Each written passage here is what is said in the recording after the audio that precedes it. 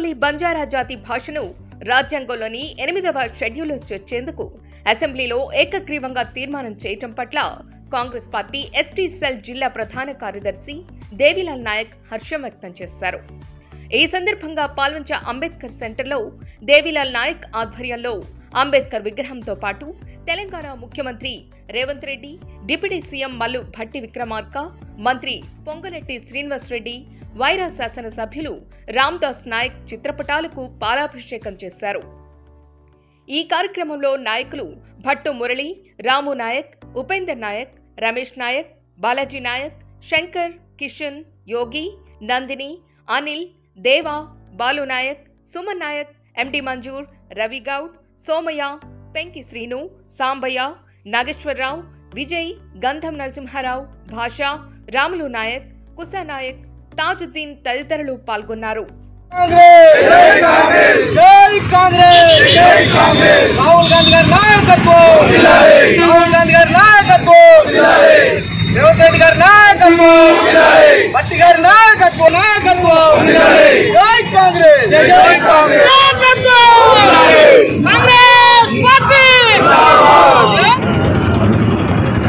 ముందుగా print and electronic మిత్రులకు నమస్కారం.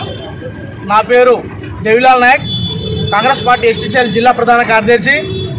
ఈరోజు పాలంచ మండల కేంద్రంలో అంబేద్కర్ సెంటర్ నందు అంబేద్కర్ విగ్రహానికి పూలమాల వేసి అంబేద్కర్ గారి విగ్రహానికి పాలాభిషేకం చేసి ఇవాళ మొన్న జరిగిన అసెంబ్లీలో బంజారా గోర్బోలి భాషని రాజ్యాంగంలోని 8వ షెడ్యూల్లో చేర్చాలని బిల్లు పాస్ చేసి దాన్ని ఆమోదింపజేయడం బంజారా జాతికి దక్కిన గౌరవంగా భావిస్తూ ఉన్నాం. గతంలో 1976కు ముందు బంజారా జాతికి ఎటువంటి గుర్తింపు లేదు.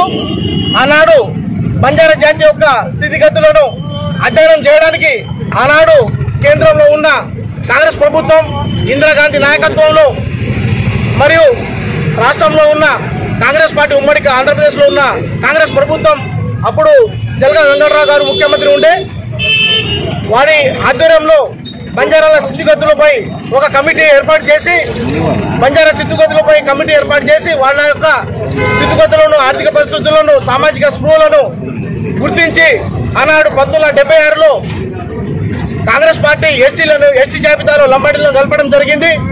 ఆనాడు నుంచి ఈనాడు వరకు విద్యా ఉపాధిలో కావచ్చు, రాజకీయంగా కావచ్చు అన్ని రిజర్వేషన్లు కల్పించడం జరిగింది. అందువలన బంజారా జాతి బిడ్డలు ఉద్యోగాల్లో కావచ్చు, విద్యలో కావచ్చు, రాజకీయ ఎమ్మెల్యేలు కావచ్చు, ఎంపీలు కావచ్చు ఆనాడు వాళ్ళు చూపిన చొరవ కాబట్టి ఈనాడు మేము అందరం కాంగ్రెస్ పార్టీ పెట్టిన ఫలాల్ని అనుభవిస్తూ ఉన్నాం.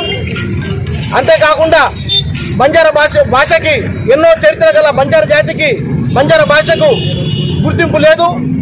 ఇప్పుడు భారత రాజ్యాంగంలో భారతదేశంలో 22 భాషలు గుర్తించబడ్డాయి అధికారికంగా.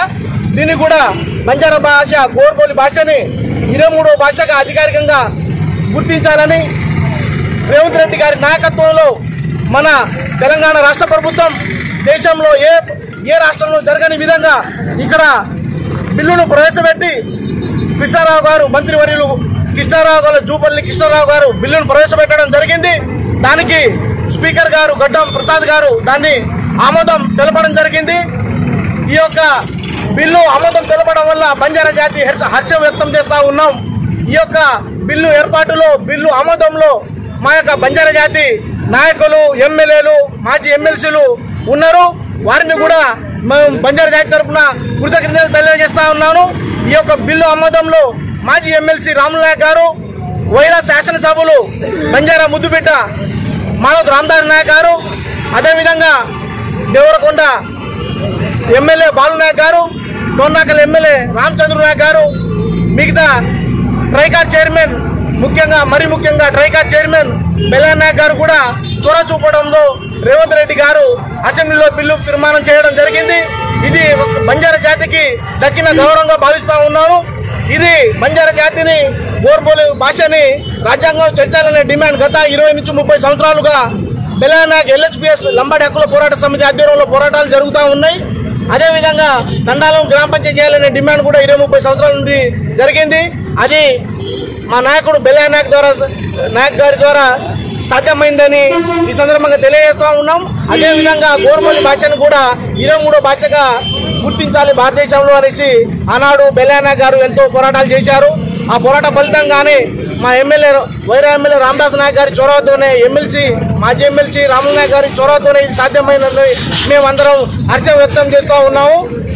ఈ సందర్భంగా కాంగ్రెస్ పార్టీ ప్రభుత్వానికి బంజారా జాతి బిడ్డలు ఎల్లప్పుడూ మీకు అండగా ఉంటారు. ఏ ఎలక్షన్లు వచ్చినా సరే మా సపోర్టు సహకారం కాంగ్రెస్ పార్టీకే ఉంటుందని ఈ సందర్భంగా తెలియజేస్తూ ఈ సందర్భంగా తెలంగాణలోని బంజారా జాతి పక్షాన రేవంత్ రెడ్డి గారికి, మల్లు బట్టి విక్రమార్క గారికి, పొంగులేటి శ్రీనివాస్ రెడ్డి గారికి, చూపల్లి కృష్ణారావు గారికి, స్పీకర్ గడ్డం ప్రసాద్ గారికి, తుమ్మల నాగేశ్వరరావు గారికి, మిగతా మంత్రులందరికీ పేరు పేరున ధన్యవాదాలు తెలియజేసుకుంటూ ఈ సందర్భంగా మీ అవకాశం వచ్చిన మీ అందరికీ పేరు పేరున ధన్యవాదాలు తెలియజేస్తూ ముగిస్తా ఉన్నాను.